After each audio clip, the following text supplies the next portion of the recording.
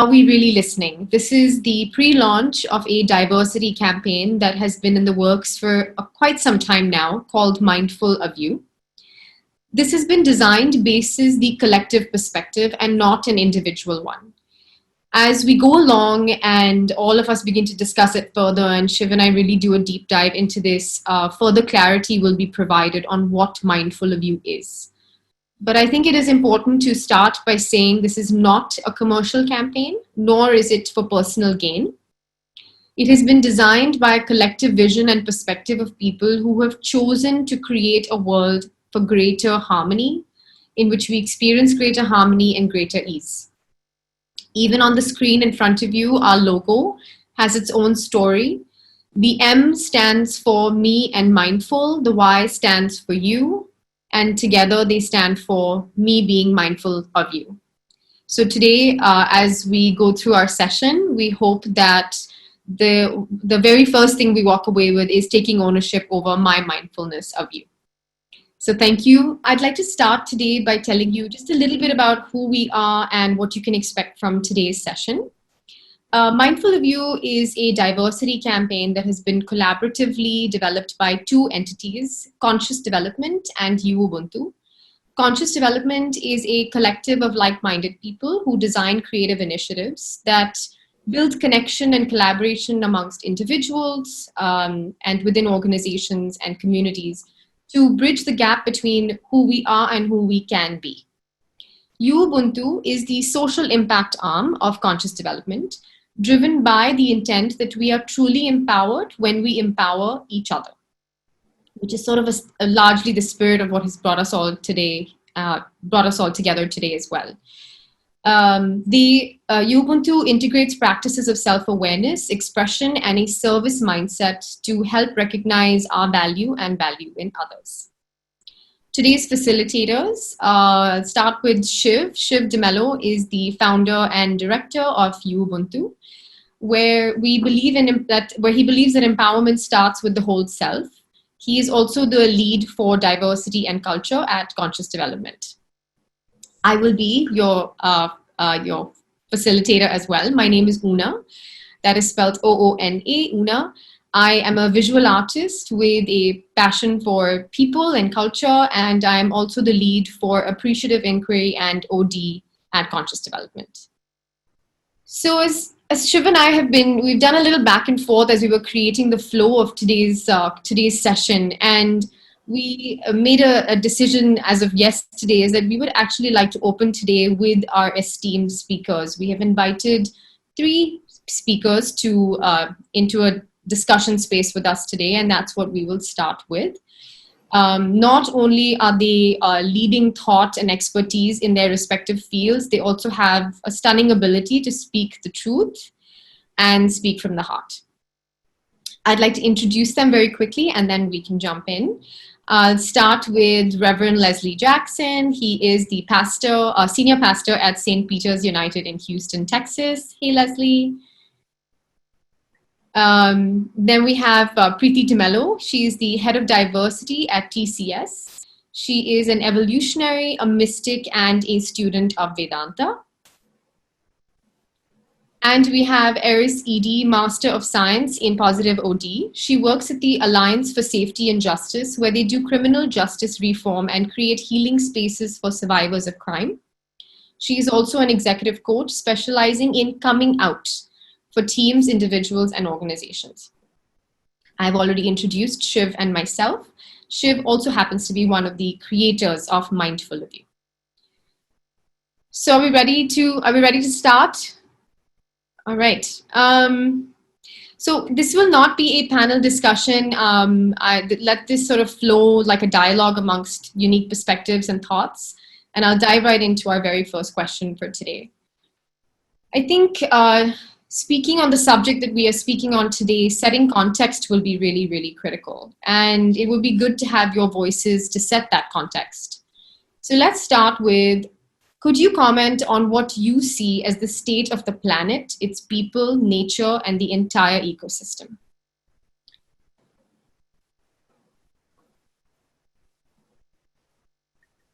And I can ask, or anybody can take take the jump? Leslie, Preeti, Eris, Shiv? You know, I just looked at this question, and you know, I think that the only way to talk big is to talk small. And so when I think about the ecosystem in the state as people, the first thing that came to my mind was Flint, Michigan.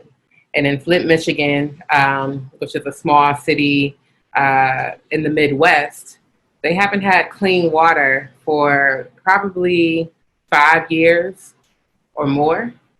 And so when I think about the ecosystem, I think about the least of us and how they're impacted. And so, you know, there is environmental justice issues at play, race issues at play, class issues at play, all of those things. And so that's where my mind goes to. How can we help those who we consider and see as the least of us, and elevate them to a space where they're living in a more equitable, inverted world.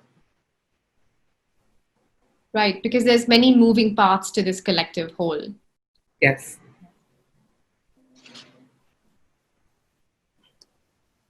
Preeti, you're on mute. Sorry. I said to pick up from where Eris left off, we've marginalized a part of the whole. We are currently polarized as a planet. We've left out people, perspectives. We've left out nature. We've left out feelings from the greater whole of saying that the mind is more important than the heart. We are in a state today where it truly is divide and rule. The only way to move forward is to create separation. And in a sense, the fragmentation of the planet is what comes up for me, and it feels really deeply painful. And we're seeing it in all aspects, right? We're seeing it environmentally, we're seeing it relationally, we're seeing it in all aspects of that ecosystem. Yes, it shows up with what's happening right now with COVID-19. And how it's taken over our lives and literally sent us back to our rooms and said, behave yourself until the time you don't get your act together, you can't come out. We see it in familial relationships. We see it in community relationships. We see it at the workplace. We've over-leveraged the welcome that the planet gave us. Right. And it's now, or at least. I'd like to add to that a little bit more. So this is going to sound a little bit more doom and gloom. But I don't know if you all follow the Bulletin of Atomic Scientists, and they are keeping the doomsday clock. And this doomsday clock is based on what's happening, how close we move towards nuclear war, and also how we are dealing with climate change. According to them, we're about 100 seconds to midnight, and that was in January. They don't appear to have a post on their page about the pandemic we're in and what we're going through now. So if I was in charge of this clock, I'd probably move us about 30 seconds to midnight. And so, but I think what's important for us to understand is the optimistic side of this. And it brings to mind the word apocalypse. And I don't know if you all have that negative connotation of apocalypse that I was raised with in the movies that show, you know, different figures in the apocalypse coming. But really the Greek word apocalypse, apocalypso, means the unveiling of something that has been hidden, the revelation of something that we have not been able to see. So apocalypse is not a negative word at its base, core, and root. And so what I believe we are unveiling now and seeing now is everything that Preeti and Eris have mentioned. We are seeing more of the revelation that we are polarized. We are seeing more more stories about people who have been marginalized. We are seeing the fragmentation for the first time. As horrible as COVID-19 is, it is revealing to us that there is systemic injustice and financial oppression that is taking place, and that things are not equal, things are not fair, things are not just. So while we are going through this time of upheaval, what we are also going through is an apocalypse, the unveiling and the revealing of who we currently are, because maybe we got caught up in the moment of thinking we were actually better than we are. And so this is the moment in which we are going through what I believe is a course correction, as painful as it is. And it's hard for me to say that and get those words across my lips. But I believe this is a moment in which we're being called to a course correction to change some of our behaviors. That's a great point, Leslie. You know, there was this question that was asked the other day to say, do you think we've hit rock bottom? And my response was, I dare say I don't even want to think about it, because who knows what. However, I would say that crisis does hold the potential for transformation. It doesn't always bring it, but it holds the potential. So can we possibly look at what we've created and find a way to correct ourselves, to find a different way to live and be from this point onwards? What if this was year zero? What would we be defining? Yeah, you know, there's the analogy of the Russian doll comes to mind, and that the layer upon layer, and the innermost doll reminds me of our internal chatter, our internal dialogue, and the narrative that we live by. And then the doll on top of the innermost doll is our relationships, and what's going on inside us is almost an identical manifestation of what's going on amongst us. And then the dolls get laid on top of each other, and the biggest doll reminds me of what we understand as the most evident and largest manifestation of what's actually going on inside us. And thought that the answer really that comes to mind to this question is that what's going on inside us is what's going on in the entire world. Yeah, Shiv, this is really interesting because my therapist, and I'm quite honest about seeing a therapist because I think more people in the world need to see one. But my therapist says chaos within is chaos without. And so what are you creating around you? And so I think, to your point, what we are seeing manifest in the world, to go back to the apocalypso point, is a revealing of who we are. Yeah. And now what do we do with that? Right. It actually leads right into our next question as well, which is this emerging somewhere from how we see each other? And we didn't touch on a very poignant point there to Leslie and Shiv's point is it how we see ourselves first? And then is it how we see each other in our hearts and our culture? Because it is, it's what you said, Leslie, is so incredibly true. And also one of the hardest things to admit is that we are the creators of this chaos. Specifically, when we start to identify the chaos with incidents, with hurt, with pain, and with real suffering, and it actually takes a higher self to come to that face to face with ourselves, that we have a role to play in this. Do we want to go a little bit deeper into this reflection of how it somewhere is a reflection of how we're seeing ourselves, and hence it is the outside showing up on the inside, showing up on the outside? Well, Oona, I don't know if it's as much as of course, part of it is how we see ourselves. Mm-hmm. But we would be remiss if we didn't talk about the societal constructs that we have found ourselves in that have contributed to how we choose to see ourselves in this world. You know, we all have artifacts that we put on, identities that we try on and take off as we grow and as we evolve.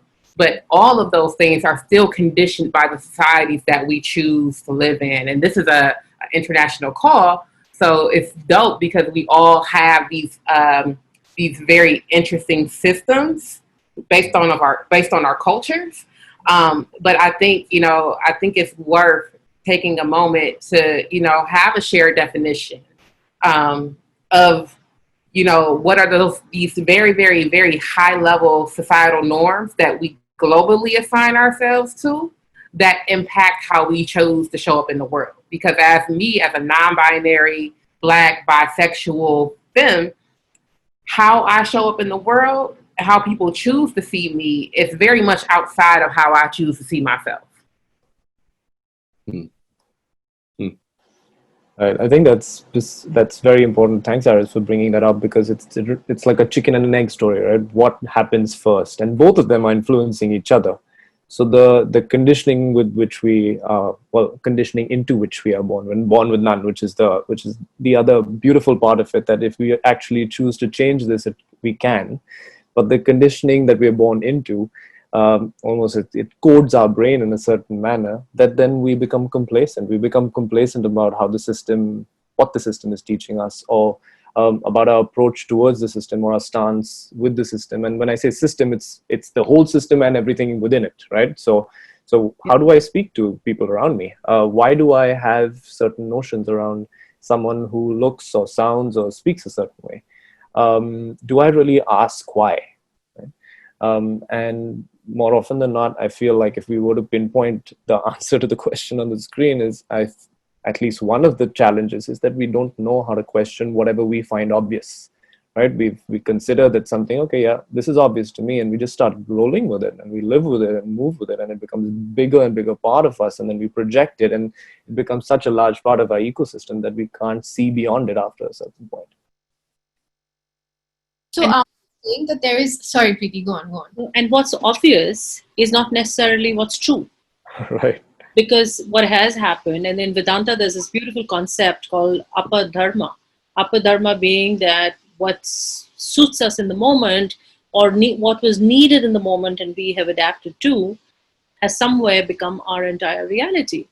I think the great challenge is that we've lost sight of our human principles. We've lost sight of who we truly are. We've lost sight of a sense of value for ourselves and each other. And value for self is, it's so easily misunderstood. So I would really talk about valuing what is good in us from the human perspective, our human values.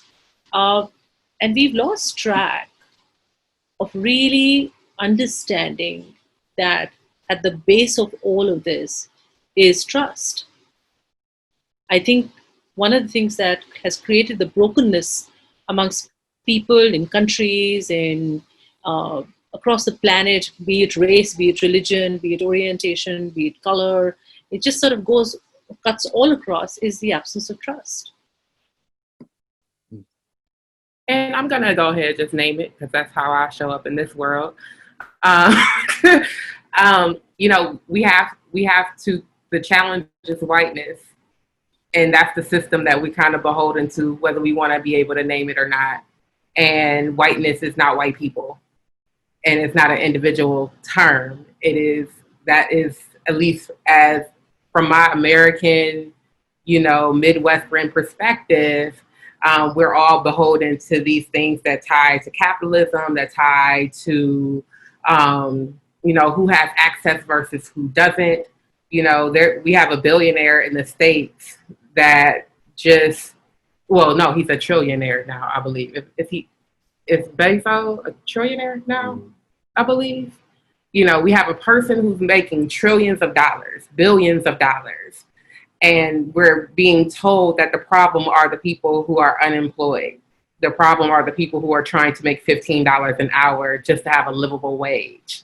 You can't even afford a 2-bedroom home in the States making $15 an hour.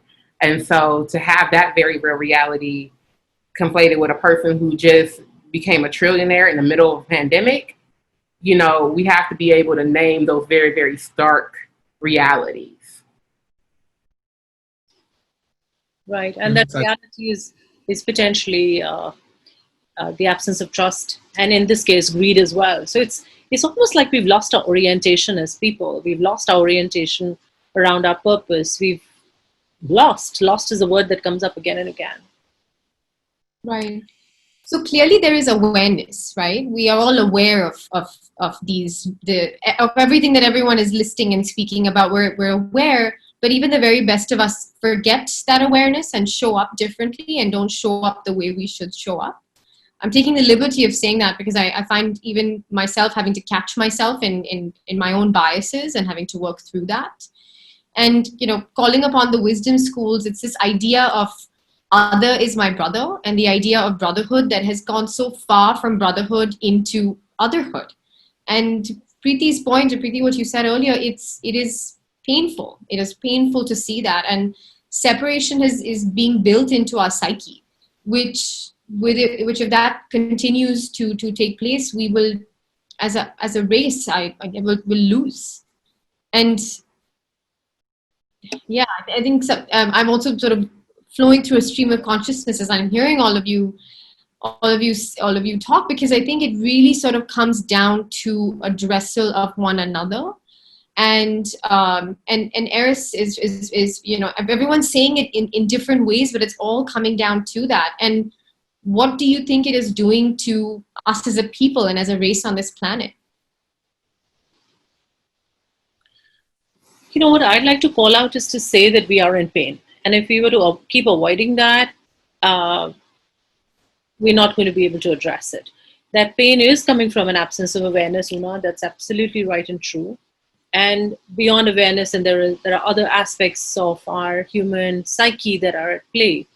But the current situation, and it's been triggered by so many aspects. It could be what's happening in politics, all across the world. It could be happening around race and religion and color and so on and so forth. I know that Eris, you made a point around whiteism. It's a little. I get it, and yet I'm sort of trying to make sense of it from my perspective and my lens sitting here in India, because the situation is sort of different. However, the pain shows up the same way, right? It's the emotion in the field is the same. And that emotion in the field is to say that we're not doing okay. And we need to find a way to help ourselves and do this differently.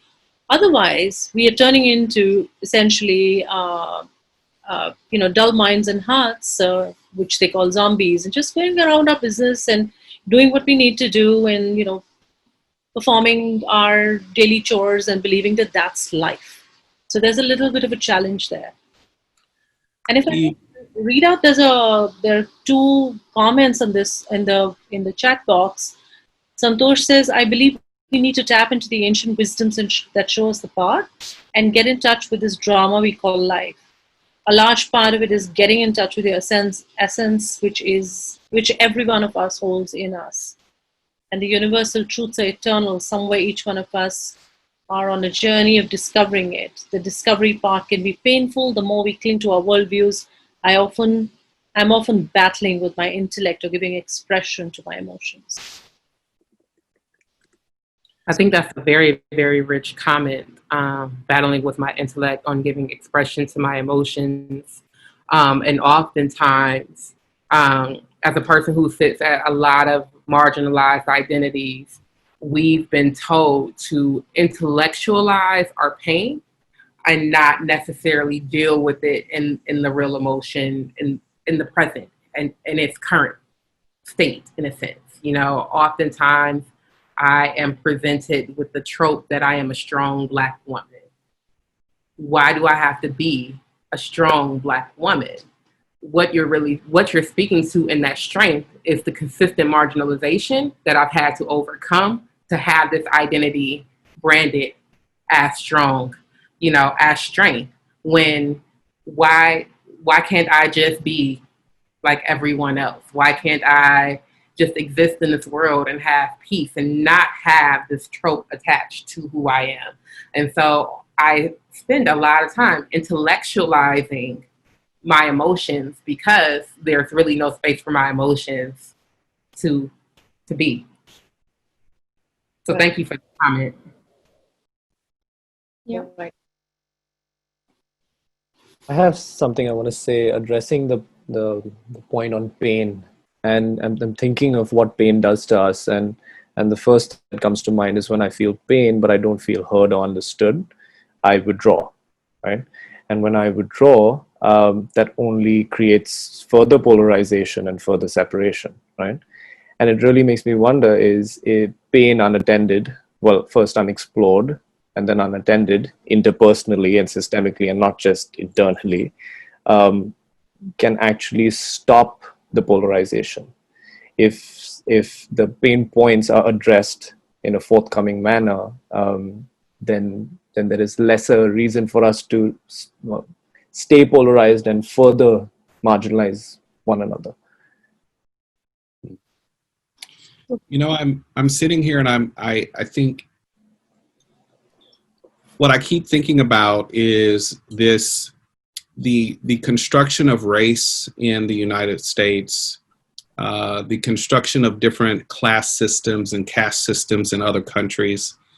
And I think about also, I think Pratik mentioned this, is this divide and conquer of philosophy as well too. And so that all of, one, we've bought into these notions of separation and these divisions and segments and identities. We have bought into them in a way that we can only talk about our pain and our suffering through these particular identities. However, these identities also were created for control and for oppression to some degree, right? And so how do we address this challenge of understanding that we are not actually separate from one another? I think it's addressing the construct itself. It's addressing the pain that happens because of the construct, and then also working towards understanding that we are not separate from each other, although we are showing up in the world in different ways. So I'm just marinating on that right now, and what that might Leslie, because we cannot no longer function just from a standpoint of I and me, and we have to have this conversation under the umbrella of us. Otherwise, we'll keep forking off into different directions and sort of trying to fix what's happening here and fix what's happening there and fix what's happening there, and then this collective approach and this question around us, I think is you're absolutely right. There's something really powerful there. And it has to be very intentionally done, because it's really beautiful and uplifting to talk and use lovely words like us. And then we have to, of course, bring ourselves into that moment where it really shows up and we need to show up as us, or even have a dialogue as us, or even just shift the thinking to an us narrative. I don't want to get us off track, Oona, but has everyone seen the movie Us? Because I feel like that's kind of like what we're dealing with. Yeah. Have y'all seen the movie Us?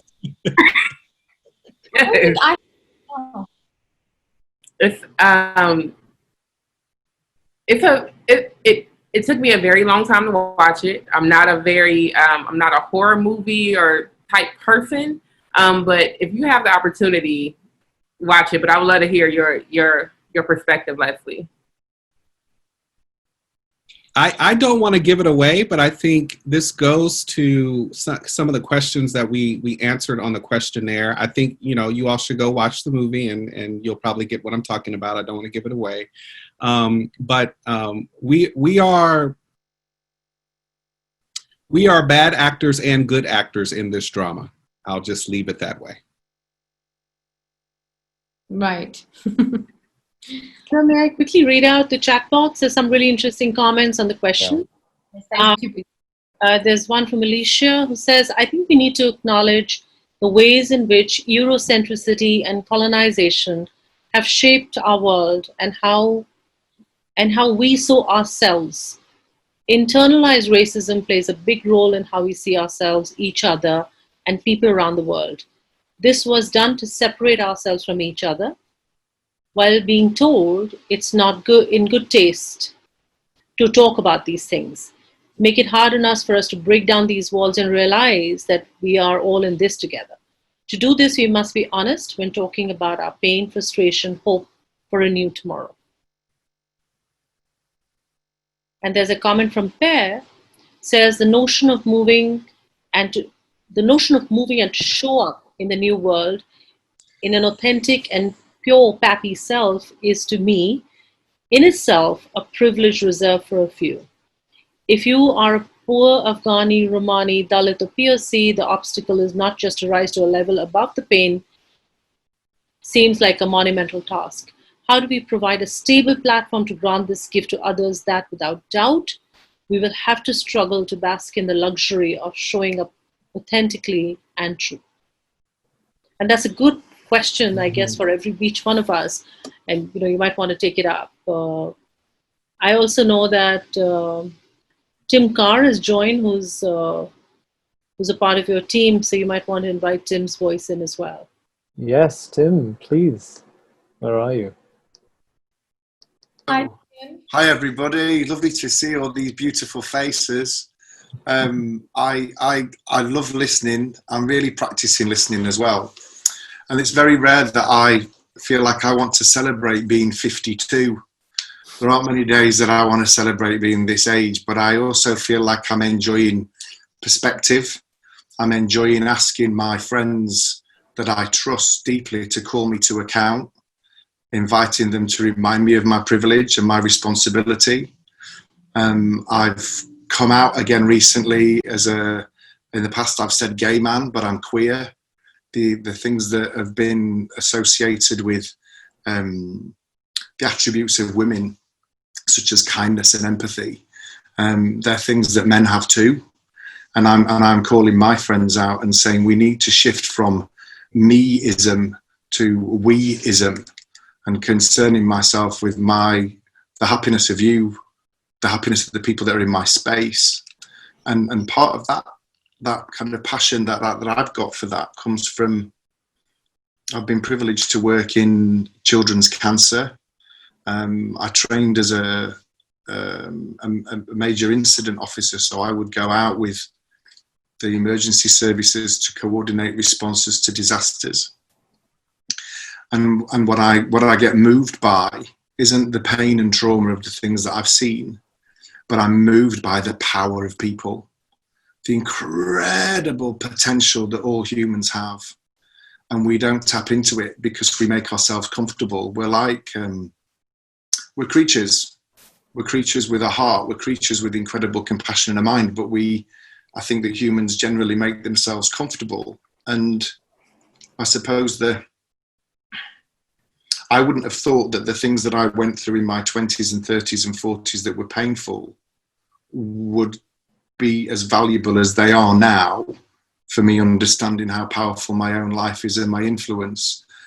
But I applaud Leslie going for therapy, because what we do when we go for therapy is we tap into that potential. We get a new perspective. And I just wanted to, one small thing I wanted to share that a friend of mine shared with me was that a great historian called Arnold Toynbee, who died in the early 80s, said that our responsibility in disaster, in the turbulence of society, is that we make a call on ourselves to be pioneers, that we identify ourselves as pioneers for a new age. And just anecdotally, somebody said to me that the plague in the 14th century in Europe was devastating 5,000 people a day. But it was in the 14th century and through that plague that the humanist movement of the Renaissance began, where our art and poetry came from, certainly in Europe. And that Newton was researching his theories of gravity and the laws of movement in the 17th century when Cambridge University had to close. And it was during the closure of the university because of the Spanish flu that he was able to establish his theory of gravity. So I'm kind of calling on everybody to say, what is it that you're going to do? What's the thing that you're going to shift and change? I hope that's helpful. I hope that's inspiring people. I think we can allow our brain, the mechanism in our brain is designed for survival. And that brain means that we remember our pain because we don't want to get burnt again. We don't want to trip over again. We want to focus so we remember our pain. But our victories, our huge victories, they get stored as ticked, that's done. It gets stored away. We don't need it for survival. What we need for survival is vigilance and drive. And so many of us are completely exhausted because we're not connecting with people on a deep level. We're not sharing our hearts and we're not sharing our vulnerability. I'm getting emotional. I'll stop. Thank you, Tim. Thank you, Tim. And to pick up then from Tim, from what you're saying as well, what do we believe is let's just say the one thing that we can begin to do, right? I mean, it has to start from here. It has to start with me so it can transfer to us. You asking me? I'm asking everybody. I'm asking all our speakers today. Yes, you too, Tim, if you'd like to. I would just say that whatever is going on for you is yours, and it can stop you from being able to connect with someone else. So as a priority, sort out your well-being. It's not possible for any of us, even if we use a simple theory like self-actuation, if you haven't got a stable home, if you haven't got the stability of shelter, if you've not got stable relationships, it's very, very difficult for you to be able to do stuff out there because you get exhausted. So the fact that we're together in this group is very heartwarming for me because I suddenly tap into a global reach, but I need to stay local. It's very easy to do this. What I need to do is check in with my family, my work colleagues, and make sure I'm being the best version of me for them. Right, to remember that the system is made of people. It's not just an objective system. It's actually made of people and relationships and dynamics and feelings and realities. Shiv, if you would give me a sharing rights, just want to share something that Tim Young has put up, and I think it's so brilliant. Yeah. I'm just figuring it out. Just a second. Would you like me to read it out, Peter? You want to? I think it would be lovely to show it to everybody because it's really where we are in our conversation. But Oona, what you could do is maybe read out some of the comments. Yes, Priyanka is saying there's nothing more powerful than resilience in people. And when one is resilient with awareness, then we can transform pain to compassion. Thank you so much for sharing your stories. Hi, Priyanka. Branka is saying, working in an international culture, the idea of us was one of the strengths that helped me build bridges rather than walls. A simple shift in perspective can be a game changer. And then we come to Tim's message that I'll let you show. Thank you so much for your thoughts, everyone. Oh, I think I recognize this picture. So, I remember this. Yes. A little context setting. Some of us went to graduate school together. Some of us speaking today and some in the audience as well. So, Pear, thank you for taking us back. and this to me is, what I stress on these days, the idea of WeQ. I think IQ and EQ and the rest of it is great and we need it, but what we really need is the whole me to we equation. I'm not going to say anything about it unless, Tim, would you like to put in your, Tim and Pear, I think you've put this up. Would you, either of you like to speak to this? I think this was from a class early on in our journey together in graduate school. And I just found it a couple of days ago and I put it on Facebook because it feels so relevant today. And I think it addresses some of the core issues that puts us on the same footing. If we can get boundless resources to everyone, then everybody's got an equal voice. As of now, I think without access to jobs, equal salaries, food, shelter, water, healthcare, like fundamental issues in the world that everybody should have, then we're speaking from different platforms. And I think we need to address these issues globally to truly achieve a profound reciprocity and interactions between humans as humans, and eliminate all the other obstacles that are put on us. We're not speaking from an equal platform, and I think that's the main problem. Some people have to travel so far to get up to a level where they feel safe, and that struggle, it takes so much energy, and it's so unfair. I mean, this world is beyond unfair today. It probably hasn't been this unfair for a very, very long time. True. Tim, would you like to add your voice to that?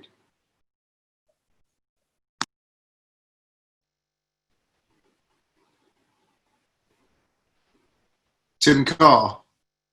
Tim Young. So I wasn't part of this exercise. This was, I was in a different cohort, but it certainly is a powerful image. And yes, Aris, his handwriting is quite something, isn't it? Thanks to everyone for everything that's been said so far. It's really affected me on a profound level. Thank you. I'd like to add a little bit about this, because Per, it's so good to see you, and I hate that we live just minutes from each other and haven't seen each other, and the pandemic just didn't help that either, because I think we were making plans to get together shortly before the pandemic started. What I think about is Shiv's comments about the chicken and the egg, because I look at these boundless resources, and I think about the Poor People's Campaign that has activated or reactivated here in the United States, and that was part of Dr. King's work, that it is said that he was actually killed for trying to create equity and to create boundless resources. He wasn't killed for integration. He was killed when he went after the money and trying to create these boundless resources for everyone. I also think that it's, I try to be an optimist when I can. I do believe in spiral dynamics, and that we are getting better over time, that we live in the least violent time in the history of this country, and that even though we lack boundless resources for the entire populace, there are less people living in poverty now. I believe it was said that we have reached the millennium goal of eradicating extreme poverty. I would like to know how extreme poverty is being defined, but I do think that if we have eliminated, extreme poverty to some degree, then that we are getting better. So I think it's important that we understand the lack of boundless resources. But I also think, to Tim Carr's point, and I wrote it down, pioneers for a new age, to understand our role in spiraling humanity up even more, and to understand what role we play in that, even through our pain and through our struggles, that we have a role to play in this time and in this moment as well too. So I try to be a little optimistic, even given some of the negative statistics that may be out there, that we are indeed better today than we were yesterday. True. And I think I might have said this last week in our conversation, but I think what you just said, Leslie, bears remembering that the work that we're doing now is not for us. It's purely not for us. The privileges that I get to have as a queer Black femme, even having this conversation internationally, is literally the manifestation of who was it that said it? Was it Maya Angelou that said, "I am the dream and the hope of the slave"? I think kindly and fondly on my ancestors often, and the things that they had to endure so I could enjoy the liberties that I have now, even in my marginalization. And so I've gotten to this place in my journey where I am no longer focused in on the world that I'm trying to create for myself. And I think oftentimes we're really, really thinking hard about the world that we want to create for ourselves and not the world that we're trying to create for 7 generations moving forward. Because that's who I'm fighting for. Because I really want to see the survival of this earth, this planet, all of its resources beginning to thrive again. The whole, Lion King end scene where Simba is at the top of Pride Rock roaring again, and then the rain comes and things start planting and growing and flourishing. That's what I'm coming for now. And I think that when we choose to focus on the future well beyond our realm of understanding, is where we can really begin to lay this foundation. True that. Amen. Yes.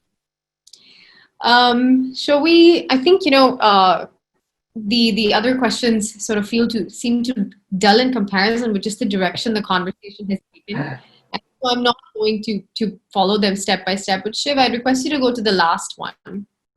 Because we've talked a lot about context, current state, how ways in which we deal, ways in which we should deal. And the last question really is, do we think that awareness, because we've established awareness, I think is definitely been very firmly established here, is that do we think that awareness has led to proportionate change?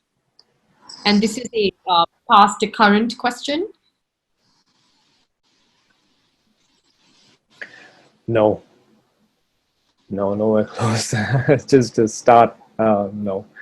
I feel like we get trapped, seduced into feeling good about our awareness, and that's where it stops. I don't think we act, we don't change, we don't integrate, and we make up these stories in our mind around our awareness and the feel-good factor of being aware to start off, that it hasn't moved in a proportionate manner towards change. I was speaking with someone a few weeks ago who said, the world is experiencing, on an online platform, people are experiencing empathy fatigue. And it's really interesting to hear that, because it's how, I've never worded it that way, so it struck me very differently. But when you talk about change, and when change is constantly brought up, and it's just sort of creates a rise in you, and then it builds an awareness, but then there's nothing even remotely proportionate that takes place in actualizing that change. And that is where the fatigue starts to sink in and starts to sit. And right. I thought of that as I read the question out again, is to say that is what needs to change. That as well is something that needs to be addressed, is how do we make sure that we actually drive this? And Shiv will speak more to that. But that awareness leading to proportionate change, I think, is the way to sort of simply put what is really, really needed as an immediate next step, and not as further awareness. I think we are aware. We're well beyond aware. There's Shiv, Go ahead. After you, Leslie. Shiv and Oona and Preti, if you all want to speak to this, Eris, anybody really, but I think I know a little bit of the journey that we're going on today, but to this question, I feel like what's missing, what has ever changed in me, the change that has always taken effect and been transformational, has been because of relationship. And I think this goes back to Priti's initial, or one of when she said about trust and value. And so, I don't see a lot of change in my life if there isn't relationship that is connected to the struggle of the other, and also understanding what it is to exist as the other, and to be empathetic as well too. So I think relationship is one of for me, the biggest things that have made a difference, because one conversation may create a shift, but it is the ongoing conversation and connection that I think creates sustained change. I definitely agree with you, Leslie. I've been talking at length via social media about the difference between being in community versus being in fellowship. And to be in community with a person means that all of us on this call, in this world, we are all in community with one another, but we don't, to get to the goal, like I can still ride, for you, I can still advocate for you, still love you, all of these things, but I don't necessarily have to be in the same car on this journey. That's in community.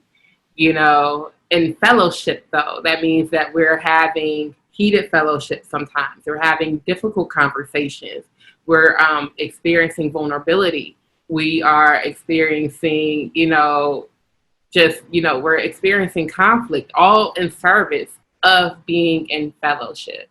I have one of my best friends is white, and we've been friends since the early 2000s, and we've had many, many hiccups in our friendship in the spirit of fellowship. And so we find ourselves in this very interesting time where, either you're very, very vocal about what's happening in this world or you're not.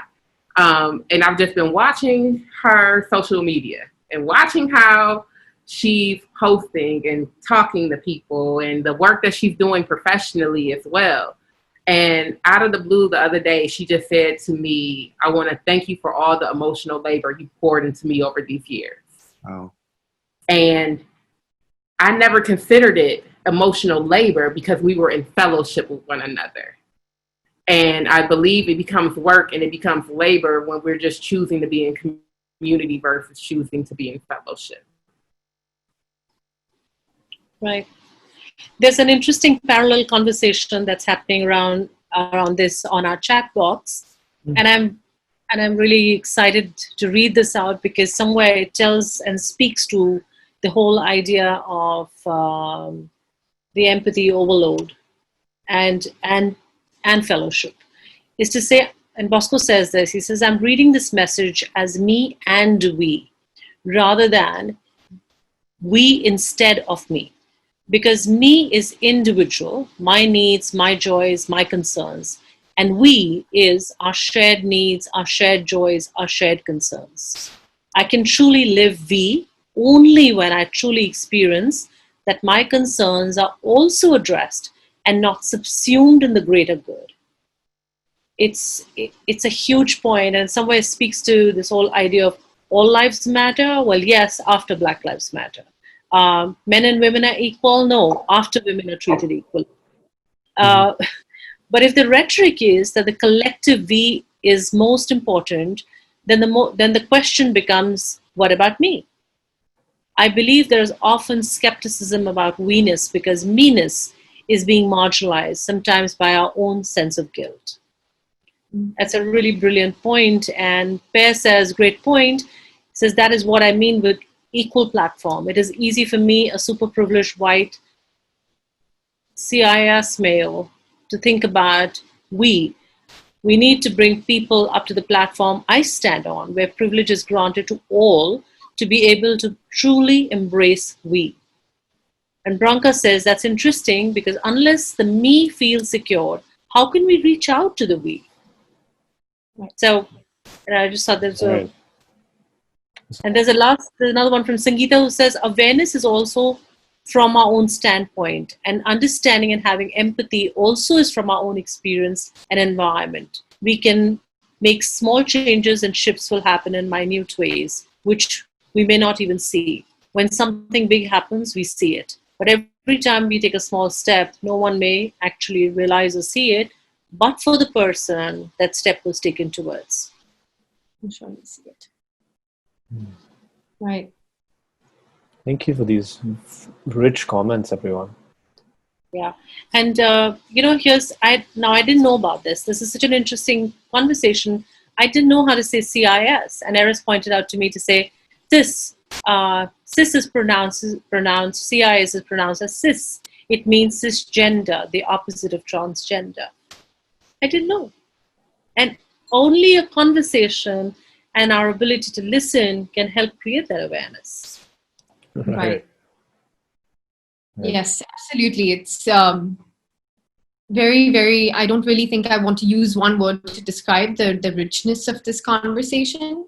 And to point out what Preeti did, I was about to jump right into that, is to say that we've spent a little bit under an hour, and we've all experienced a range of emotions and said a lot of really rich things. And we've done two things predominantly. We've inquired and we have really listened. And right there, Shiv, I will, do you want to walk us through Mindful of You? Thank you so much. Thank you so much, everyone. I want to really offer my gratitude to everyone for being authentic, because authenticity comes with vulnerability. So really, thank you for all your thoughts and the richness and value you've added to this evening. About Mindful of You, right? The Mindful of You campaign.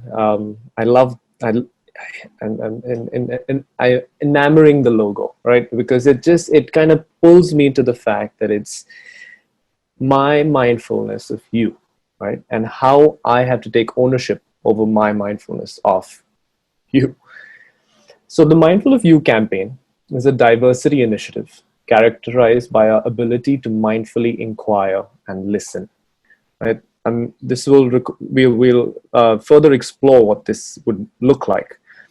To look back on our conversation and to look through the lens of the campaign, the two main roles that we identify when it comes to diversity and the marginalization of it is the oppressed and the oppressor. The oppressed is someone who is interpersonally, internally, and or systemically marginalized by the oppressor. The oppressor is not necessarily actively oppressing someone, but even passively often, or through their complacency, a part of a system that oppresses or marginalizes a certain individual and or group of people. The way this seems to work is that the oppressed have claimed their diversity, right? They have something to share with them. They have their story to share, quite like what we've done this evening. And the oppressor, through the lens of the campaign, we are requesting, encouraging the oppressor to really listen. So if the oppressed was to claim that diversity and share it, and if the oppressor was to listen, there is a lot of profundity that would take place in terms of the change that we're hoping for. I want to point this out because we've talked about whether awareness has led to proportionate change, and the point that I wanted to bring up is that the person who has been marginalized focuses on their need, obviously, right? When we have a certain need, we focus on it, we bring it to the table and address our ecosystem so that our ecosystem can help fulfill or clear that need up. Although the oppressor, through their privilege, often finds it more suitable and comfortable to not focus on the need, but to focus on the dream, right? We can take the example of Black Lives Matter, right? When Black Lives Matter is used to express one's diversity, the response that seems to be coming from certain members of the ecosystem is all lives matter. But the point being is that all lives cannot matter if Black lives don't matter. Right? So there's this tendency for the oppressor to look at this vision. Another example would be the Me Too movement when it comes to gender equality. And the tendency is for the oppressor to focus on, but haven't you gotten so far? Well, no, actually, because the awareness has not led to proportionate change. When we talk of the oppressor, the terms that usually come to mind are unity. Right? We focus on the unity. We focus on this big picture and this wonderful vision that we have of the future, without focusing and paying attention to the fact that if we do not focus on the need, the vision is unreachable. It's never going to come, right? And the more we feed into that illusion, the more it gets a grip of all of us. The beautiful part of this dynamic is that there is room for one more person, right? Because otherwise, how would it change? And before we go on to that, I really want to point out that this oppressed, the role of the oppressed and the role of the oppressor exists in all of us, right? Even in isolation, if I was to sit with myself, both of these roles exist within me, right? At certain points, I make myself feel oppressed and I am the oppressor. Interpersonally, all of us in different contexts can interchange and step into and out of into and out of both of these roles. And there's room for another, and that's the ally. And what does an ally really mean, right? The ally is the oppressor who really takes the time to listen. Because when they listen, and they really mindfully listen and integrate what they've heard into changed behavior, that's when they become an ally. We are compelled not to give in to the seduction of just being aware, right? That is not enough. We need to focus on the fact that if awareness does not lead to actual change, it means very little.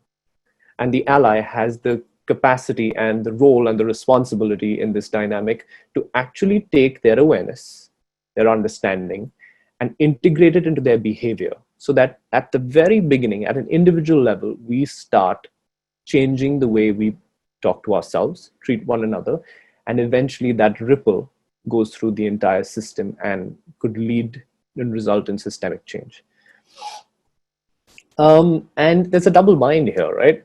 There's some assumptions that we look over, some obvious things that we forget to question. And we're questioning two major assumptions here.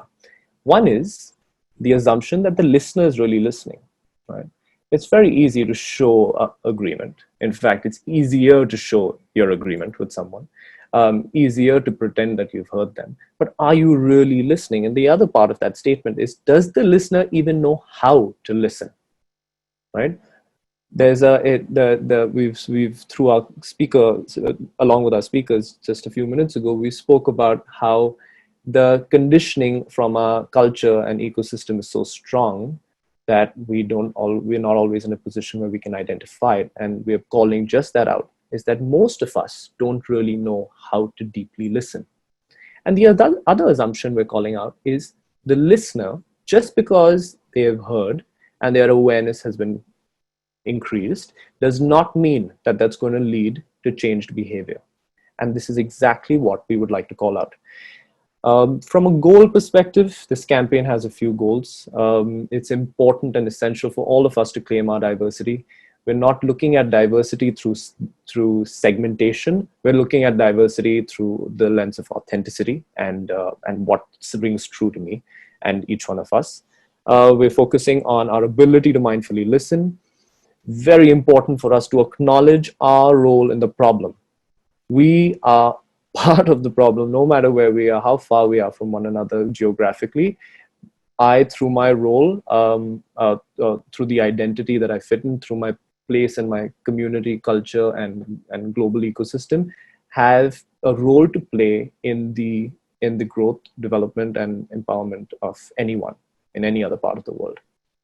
And the ultimate goal, of course, however long that may take us, is to create a culture of interpersonal acknowledgement, respect, and appreciation. We have some guiding principles, and the intent behind these guiding principles of the campaign are to point out that we cannot fall back into the comfort of not journeying the whole way, right? So the first one of our guiding principles is you determine your diversity, right? We encourage self-identification of diversity. It does not matter what the world thinks of how you should be segmented. We're rather trying to break through those brackets. So diversity is completely self-identified, and it's the privilege of everyone to identify their diversity. If you do not ask, if you do not know, ask, right? And I have some very close memories that have led us to putting this down, because if we do not know, we don't tend to feel the need to know. And if we do not, well, more often than not, we do not know because we don't know how to ask, right? So always start with the respect in the question is essential here. I have a question. Would you be comfortable answering it or them? Right? Diversity expresses itself in people of all age groups. Let's not limit it to a specific generation or any other demographic for that matter. Identify our biases before projecting them. There is nothing we ought to be besides kind. The word ought tends to remind me of the fact that our system has certain brackets and conditioning that it's trying to force us into here. You ought to think this, you ought to do that. But the only expectation from us at an individual, at an intrapersonal and interpersonal level, is to be kind. This is not an opportunity to share your opinion. The campaign is not an opportunity to share your opinion. Your validation of someone else is not required. The only thing that is required through this campaign is your mindful support. It's very important to understand the difference. And when I say understand, I mean integrally understand it. And we'll go over how. And when we understand it, we'll be able to respect it. And when we respect it, we can actually move into the state where we can start to leverage it in our individual ecosystems. And the last one is to co-create an inclusive culture. And what I mean by that is because of the diversity of diversity, there are lots of voices. There are lots of avatars and manifestations of this diversity. And it's very important to co-create what we would consider to be an inclusive culture, to really get people's voices in. And of course, to get people's voices in when we are really ready to listen and take that listening and change the way we behave.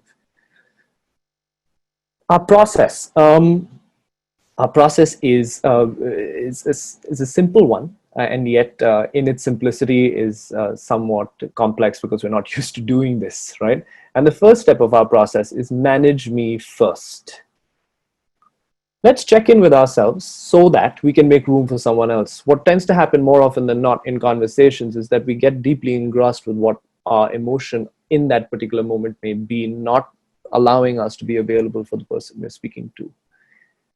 Inquire. If we do not know, we must ask respectfully. And I focus on respect here because more often than not, there is a tendency for us to do it in a manner that is disrespectful and crosses boundaries. And if we maintain those boundaries of interpersonal conversation and dialogue, we can really ask the pointed and pertinent question. Mindfully listen, right? How many of us really listen to understand and not listen to respond? Most of us tend to start framing our response in our mind even while we're listening. And this step is fundamental to this campaign because if we were to really listen just with the intent to understand, because one of the guiding principles is your validation of someone else is really not why we're here. We're here to offer our mindful support. It has the ability to really internally change the way we may be experiencing a person or their diversity. Pause to understand. This is another big one, right? Understand not only cognitively, because the mind is a tricky thing, and it tends to categorize, it tends to segment, and it tends to allocate value and importance to things that we associate most closely with. So pause to understand so that we can really integrate and let it seep into not only our minds, but even our hearts. Because if it's at our minds, we will feel the need to label, and every label comes with a certain value. Express. This is equally important.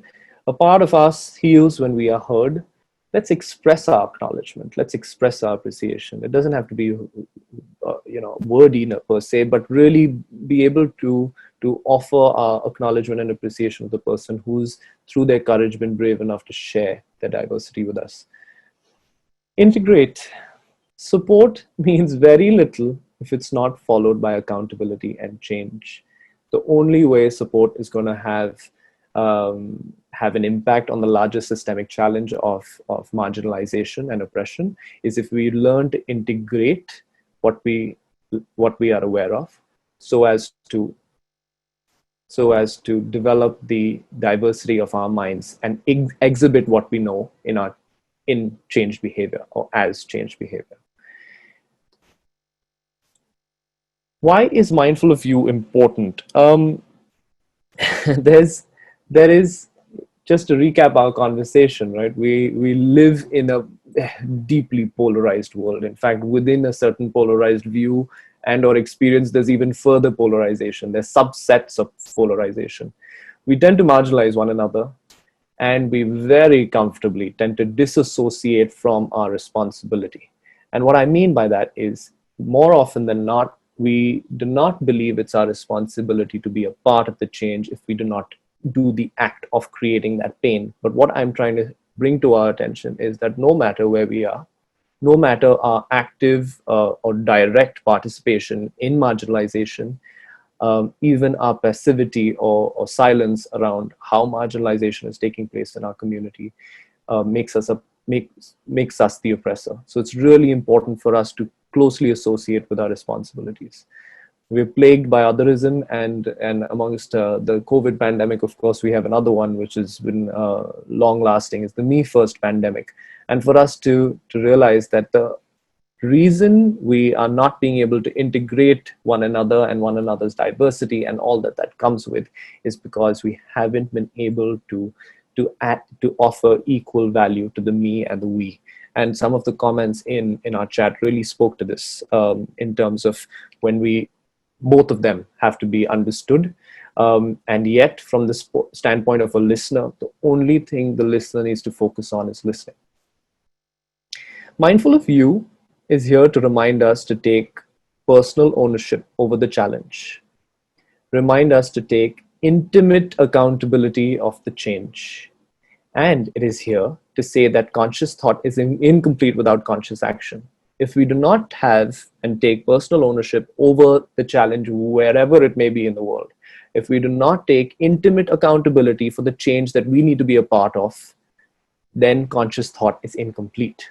We need to be able to pair conscious thought with conscious action.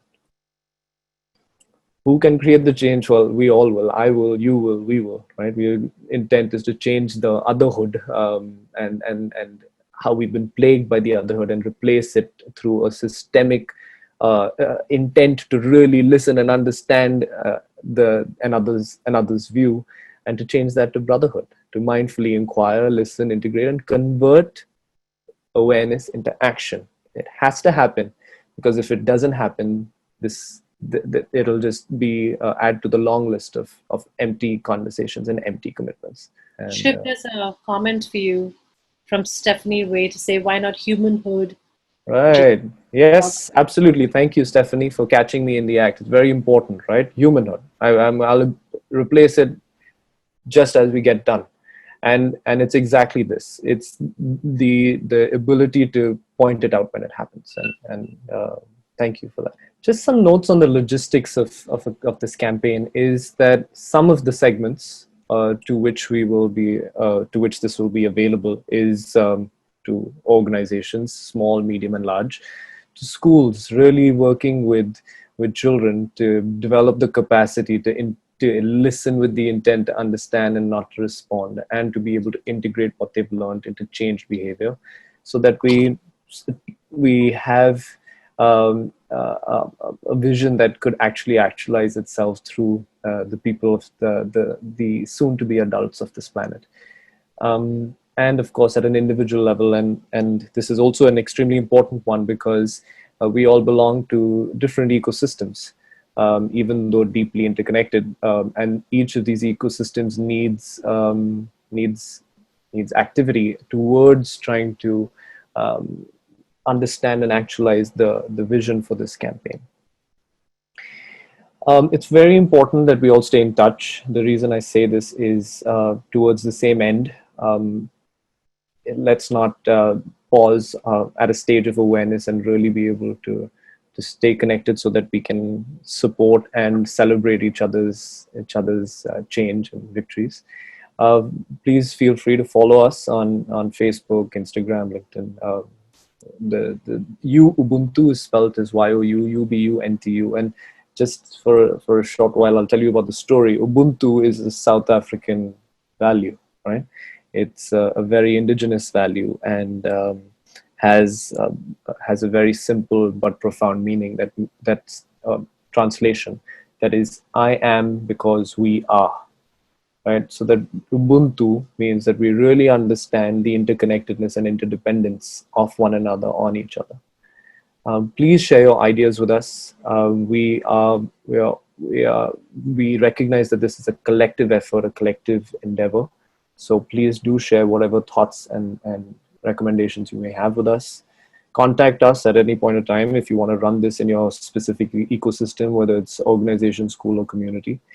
And to come back to how Oona had introduced the Mindful of You campaign very pointedly, is that we're not a commercial campaign, and all the resources and support that we will offer through this campaign is at no charge, because this is done for the humanity that we see in each other and in ourselves. And from an individual campaigning standpoint, there is a thought that we like to share with you, is that if, for those of us that are actually ready to integrate and stand for actually changing and not letting our participation stop at the awareness of the other's diversity, is to pause. Pause to recognize our role as the oppressor, no matter where we are. Excuse me. Pause to recognize our role, no matter where we are, as the oppressor. Pause to intentionally inquire, intentionally and respectfully inquire, so that we understand our role in the larger whole. Pause to mindfully listen, and of course, pause to assimilate and integrate what we hear and what we understand about one another.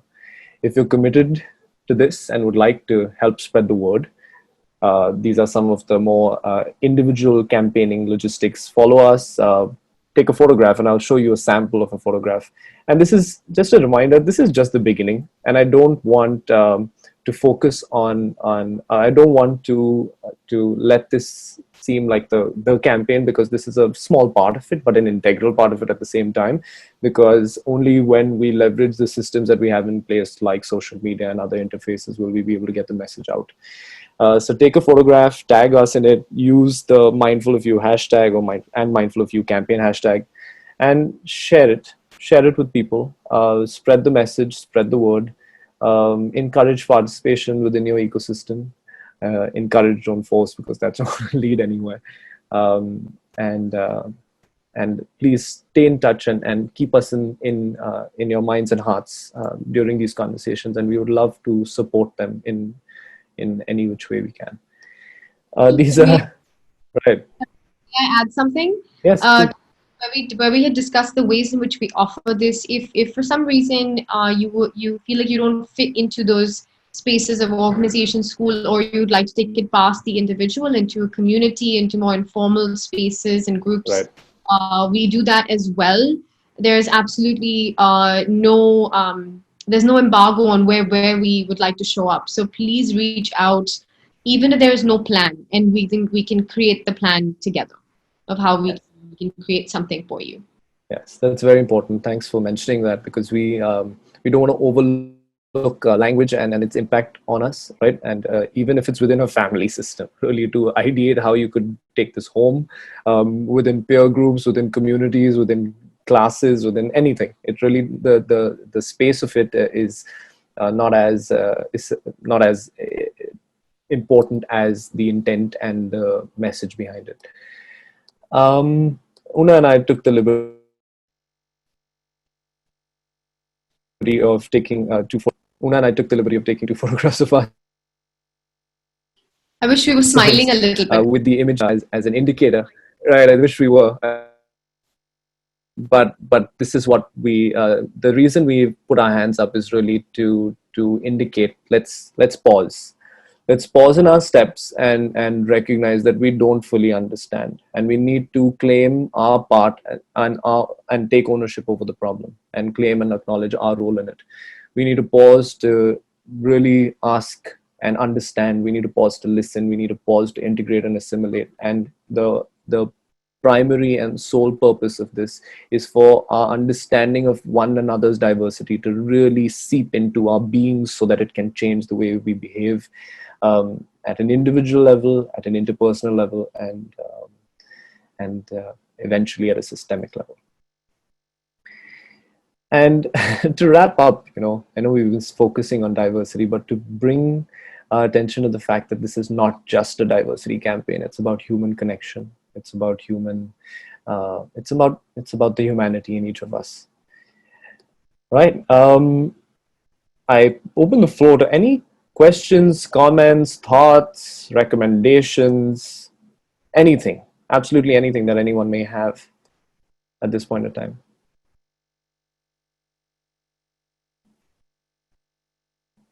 Shiv, if you would, stop sharing the screen. Yeah, that would be nice. Yeah. Oh, yeah, I can see everyone. Right. So, any questions, any thoughts, any unanswered doubt, anything that you would like to share, to even question the process, to talk about it, to talk to the feelings that may be inspiring within you. I would like to know, Shiv and Oona, how do you see, would you frame a session around a particular topic? How do you see this playing out in different organizations and schools? Right. So, the interesting thing is that the moment we start participating in the process, we're going to notice that there's things that we need support with. So absolutely. So when it comes to offering support in understanding how to mindfully listen, for example, there would be sessions and Q&A and workshops, experiential workshops, to help actualize and understand what a quality or a ability really would mean, whether it's to ask the right question, whether it's to really listen, whether it's to integrate. But yes, we do foresee that questions will arise on how this needs to be done, and that's what we're here to support as well. Yes, and just to add to that, I think it's come up a lot, is that we will address the micro to get to the macro. And so, Leslie, also to your question, there will be moments in which it'll have to be sort of customized to a specific group to then have that larger conversation, but you have to address what's going on there to have that larger piece. And of course, past the conversational element, it goes into learning initiatives, where we are, to the extent where we are teaching the power of a question and how the question should be framed. So how are you really inquiring as well? And to whatever degree of learning may be asked for or necessary in any particular context or group. Right. Alicia, I noticed you raise your hand. You can unmute yourself if you'd like to comment. Hello, I'm Hello. Alicia. My question was, is it possible to have this conversation or to hold something like this in regards to healthcare or medical access? Absolutely, Alicia, which is quite the point, right? This is not just about diversity. It's about really understanding what each person needs, and it's about first developing the ability to listen and understand. So yes, if that is something that you would like to do, we're more than happy to support that process. Yeah, I'll be reaching out. I was working, I'm not sure if you've heard of this group. It's called Optometry Giving Sight.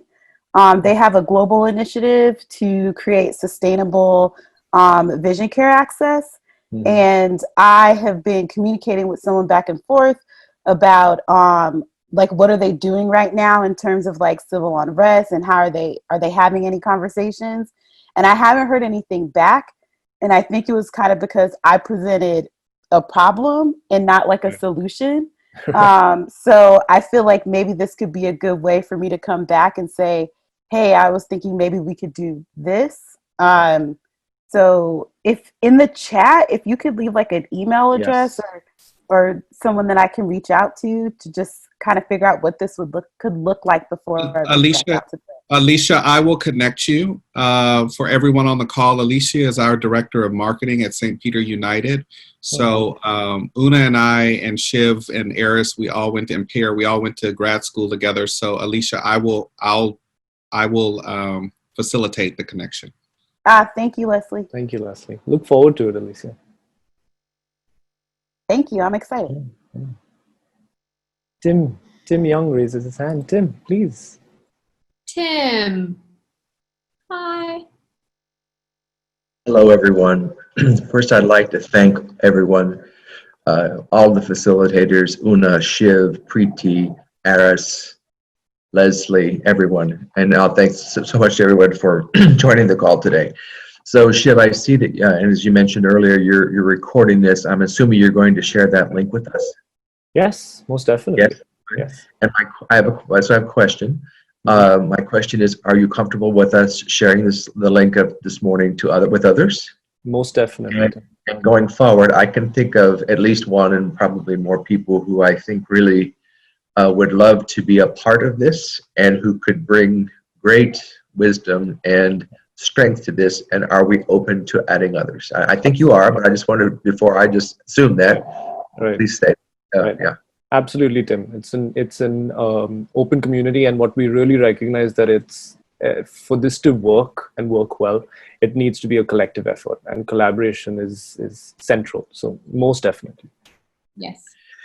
And one just final thing for those of you who I know, I love seeing all of you. You see me, Preeti, Bosco, I see you there, and I love all of you. And it's so nice to meet everyone else. Nice to see you, Tim. Really nice to see you. Love you, Tim. Love you. Yeah. Love you very much. We love you.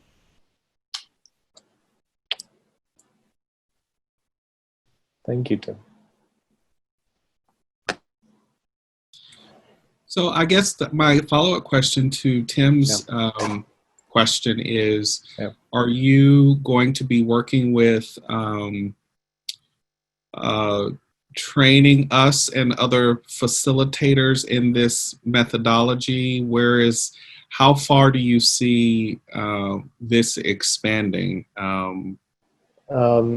Leslie, most definitely. When the thought that comes to me is that it's it feels like a ripple, right? And the ripples need to be made in different parts of the world at the same time. Otherwise, it's not going to make as much of a change as it can. And absolutely, in terms of us having a collective discussion and exploring how this could really widen its presence, is something that we would love to do for all those of us that would like to be active part of getting the word out and getting people to participate and really feel into the message of the campaign. We will definitely assist in the whatever training may be needed to do that. Right. And also, Leslie, to your point, we want this to become to sort of travel in a way that our presence is no longer required to pass that message on. Right. And so in terms of walking, I haven't actually thought of a term, but if we're thinking of it as like, agents of mindful of you, for the lack of a better, it's like such an OD term, but I think that might actually, that is most definitely possible, and actually is the right way to do it, because then we are talking about multiplying this at a much more rapid pace, and in order for the message to, because this has taken some time to develop, and I think we've watching, even for Shiv and I to watch ourselves do this, we see it through fresh eyes, and we see how it's rolling out, and so that information can be passed on, through training sessions, through talking about it, and of course then even for people who are participating, like I said earlier, there are specific learning initiatives around manage me first, inquire, listen, engage, express, ways of expression, tools of expression. So right. Most definitely, yes, it can get very granular.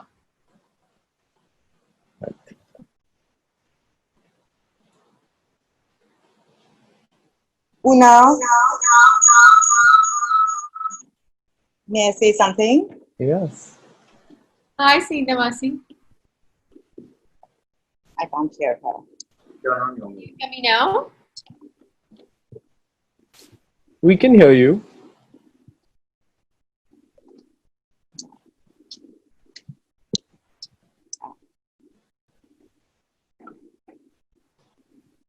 Can you hear me now?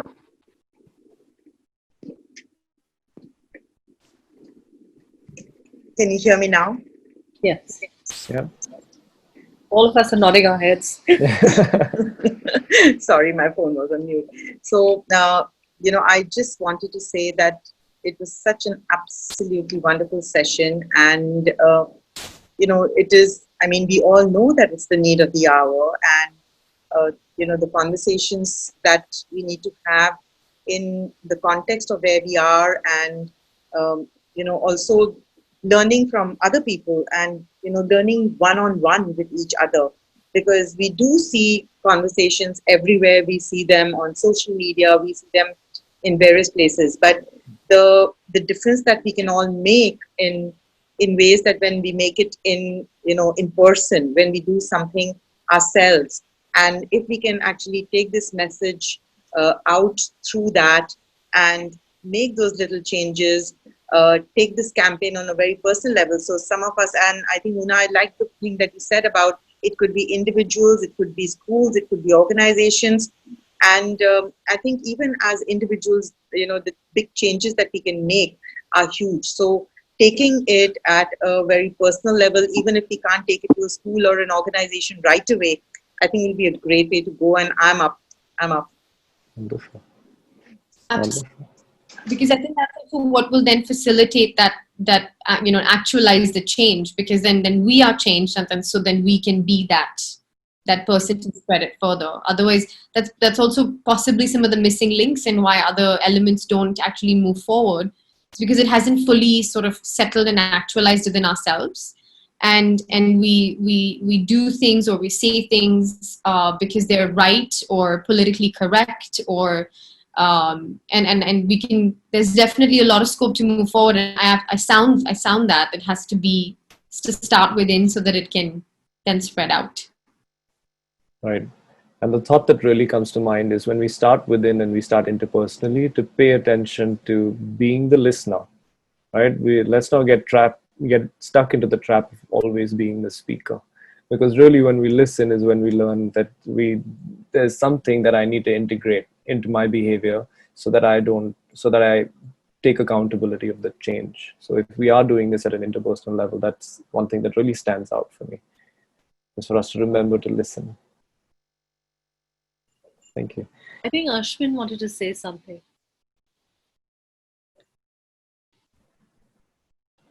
Good.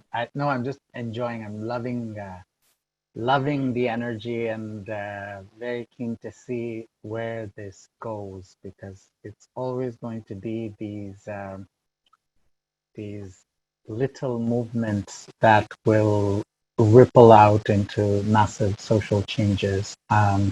So any way I can be part of this, any way I can assist, encourage, I would be delighted, honored to participate. And thank you, Shiv, Oona, for driving this. This world needs this. And I am delighted that you guys are doing this. Thank you, Ashwin.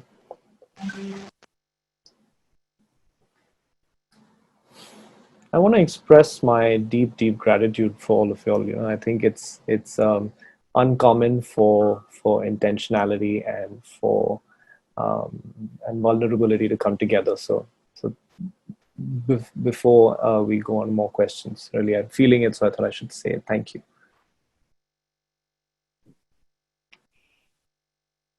Do we have any other questions? Any other thoughts?